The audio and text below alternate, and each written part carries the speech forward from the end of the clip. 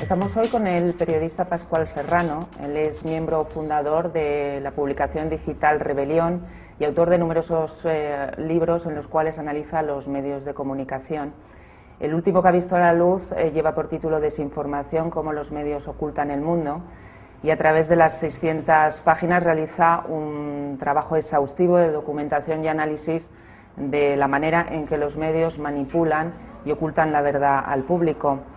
Pues bien, vamos a compartir los próximos minutos con Pascual Serrano. Pasamos a saludarlo de inmediato. Buenas tardes. ¿De qué manera arman o organizan los medios una campaña informativa claramente tendenciosa de cara a manipular la información en beneficio de sus propios intereses? ¿Cómo explicarías tú que se organizan estas campañas? Bueno, en primer lugar hay que decir que los patrones, lo que llamas campañas, los patrones, los perfiles, son muy diferentes según qué temáticas o según qué países o según qué cuestiones, ¿no? Si tú miras, por ejemplo, en África, pues sucede una determinada cosa, que es el silenciamiento generalizado. Si miras en América Latina, lo que hay es la satanización de líderes progresistas de izquierdas. Si ves en Europa, lo que ves es falta de profundización de cuestiones que no quieren que analicemos en profundidad, como puede ser la Constitución Europea, o los vuelos de la CIA, o la migración, ¿no? Es decir, son diferentes. En cualquier caso, yo creo que el hilo conductor, ¿no?, sería los intereses económicos y financieros que hay en los grupos, ¿no? Esta mañana me estaban preguntando por qué el golpe de Estado de Níger no está saliendo en los medios de comunicación.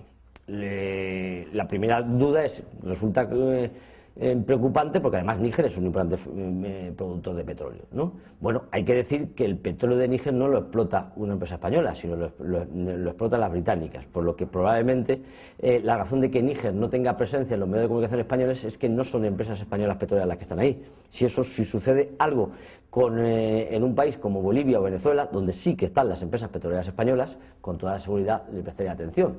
Por eso la prensa francesa habla más de África y nosotros hablamos más de América Latina, porque las empresas francesas tienen más intereses en sus excolonias africanas y nosotros tenemos más, nosotros no, las empresas de capital español tienen más intereses en las excolonias de América Latina. No se trata de lazos culturales, ni afectivos, ni mucho menos, porque por ejemplo de Filipinas no hablamos nunca, a pesar de que fue colonia española, ¿no?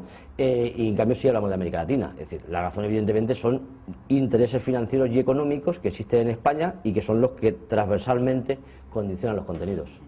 ¿Crees que la información económica es más fácilmente manipulable debido a la falta de formación por parte de los lectores o ciudadanos que no controlan determinada terminología? ¿O bien responde este hecho, que sea más controlable esta información, a que levanta más ampollas y más en los tiempos que estamos viviendo en estos momentos? Yo creo que la jugada con la información económica es presentarla como ciencia, ¿no? Es decir, como algo infalible, como algo neutral, como si fueran matemáticas, ¿no?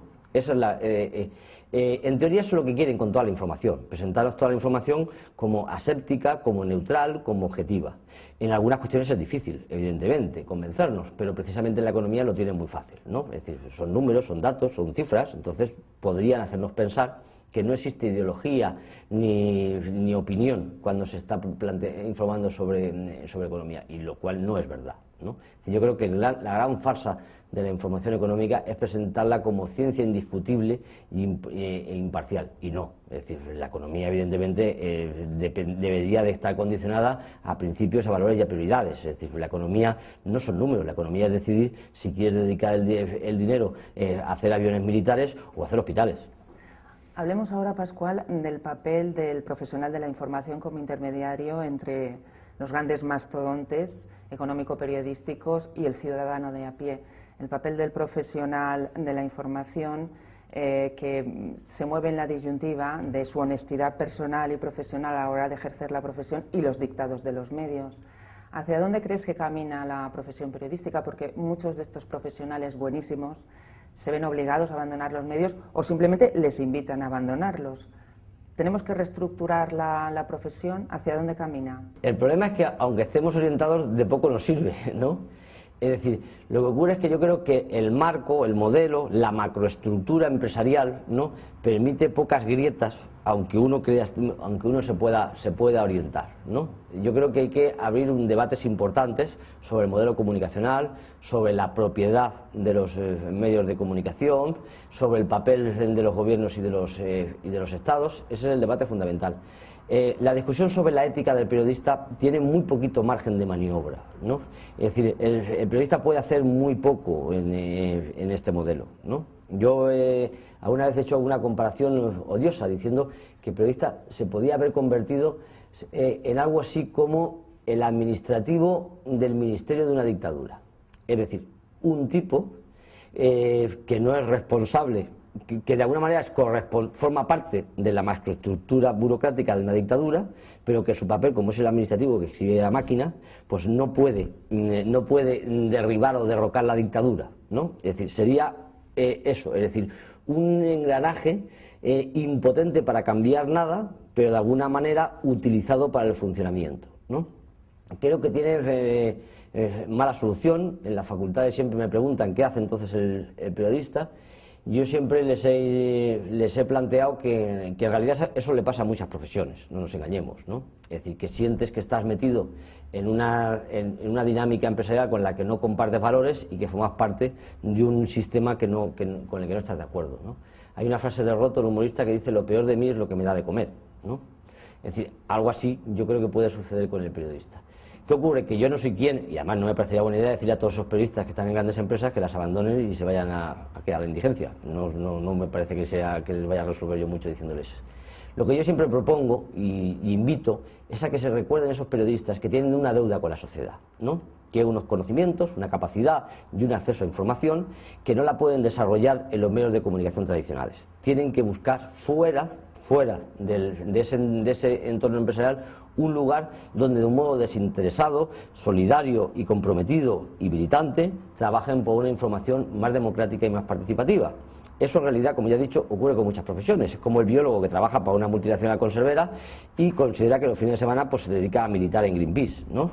O el abogado que trabaja para una multinacional de seguros y trabaja para una organización de derechos humanos en su tiempo libre para denunciar violaciones de derechos humanos en Colombia. O el economista que trabaja en un banco y se dedica a trabajar o ayudar a ATAC, ¿no? En propuestas alternativas de economía. Es decir, es gente que está metido en la estructura porque tiene que sobrevivir y porque no ha encontrado en ningún sector un sistema laboral compatible con su puesta en práctica de su ideario, pero que entiende que hay una parte de ti que la puedes desarrollar, de tu profesión, que la puedes desarrollar en un modelo de profesión comprometida que te llene. En el libro, Pascual, realizas una declaración de intenciones. Dices que el objetivo primordial es sembrar la desconfianza en el lector, en el ciudadano, que se conciencie de que verdaderamente le están manipulando los medios. Esto es un paso importante. A priori está muy bien, pero a posteriori, ¿no crees que lo verdaderamente trágico es la asunción por parte de los ciudadanos de que esto es un hecho al cual no pueden hacer frente? O sea, la apatía generalizada, el conformismo que hay. ¿No crees que esto es lo trágico? Una vez se ha tomado conciencia de que los medios te están engañando. Eso lo vives tú porque ya estás en esa fase. El problema es que son mayoría los que todavía no han llegado a esa fase, ¿no? Es decir, son mayoría los que aún no son conscientes de esa manipulación, ¿no? Es decir, en una dictadura los ciudadanos buscan información alternativa, se van a una radio clandestina, buscan un boletín prohibido porque son conscientes de que la información que les llega, es decir, está censurada y no es veraz, ¿verdad? El problema de nuestra sociedad es todavía peor, porque aquí no buscan la información diferente, porque la gran mayoría, que es la tesis fundamental del libro, cree que cuando ve las noticias del telediario todos los días o cuando lee el periódico, pues cree que con eso se está informando. Luego entonces la primera fase, es decir, usted no se está informando. Usted cuando ve la tele, cuando lee el periódico, no está consiguiendo saber la verdad. No tiene todos los elementos para juzgar ni para saber lo que está sucediendo. Con lo cual, ahora entraría en esa segunda fase de organizarse y cambiar. Ahora bien, eso ya no es una cuestión en términos de información y en términos de periodismo. Eso ya es en términos de organización social, de política y de asociacionismo colectivo y de movilización ciudadana, en los que yo por ahora no entro, claro. Ignacio Ramonet introduce en el prólogo de tu libro un concepto que a mí me parece particularmente atractivo, el de la guerrilla mediática, los ciudadanos que se organizan para luchar contra ese contrapoder, que no se creen las mentiras del poder de los medios. ¿Tú crees que esta es una alternativa de cara a hacer frente, a dar la cara a estos medios? El quinto poder que llama en definitiva Ignacio Ramonet. Bueno, yo creo que evidentemente los pocos tiros que podamos tirar deben de ir por ahí, es decir, buscar un modelo periodístico alternativo que además, y creo que es fundamental, no nazca con vocación de marginal, ni siquiera de alternativo, sino de hegemónico. Es decir, tenemos que tener muy claro que no queremos ser algo secundario, oscuro, minoritario. Es decir, queremos cambiar el modelo el modelo informativo, ¿no? Es decir, para eso yo creo que es fundamental hacerle entender a la gente que los medios alternativos y comunitarios son más democráticos, son más participativos y son más legítimos que los dominantes, principalmente porque no dependen del mercado, no buscan rentabilidad económica, no están condicionados por la publicidad y eso les convierte en más lícitos. Lo segundo es que ese desplazamiento de la hegemonía no puede suceder sin el Estado.